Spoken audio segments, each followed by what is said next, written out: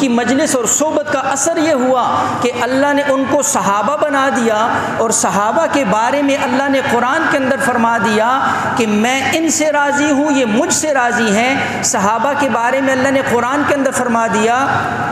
وَكُلًّا وَعَدَ اللَّهُ الْحُسْنَىٰ، سب کے سب جنتی ہیں۔ صحابہ کے ایمان کا اللہ نے قرآن کے اندر دفاع کیا۔ تو میں یہ عرض کر رہا ہوں، اب اس کے بعد اگلی بات سمجھو کہ جس صحابی کو حضور کی تھوڑی سی صحبت کی وجہ سے یہ مقام ملا ہے، تو وہ اہل بیت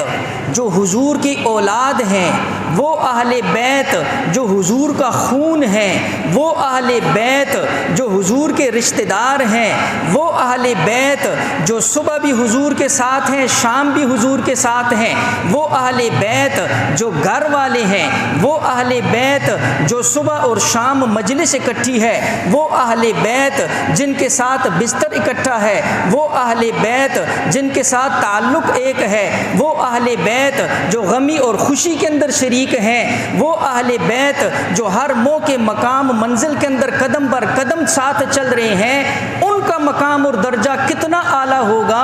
آپ اس کا اندازہ خود ہی لگا لیں کہ جب ایک سیکنڈ کی مجلس کا یہ عالم ہے تو جو اہل بیت حضور کے ساتھ صبح شام ہیں ان کا مقام اور درجہ رب کے ہاں کتنا زیادہ ہوگا۔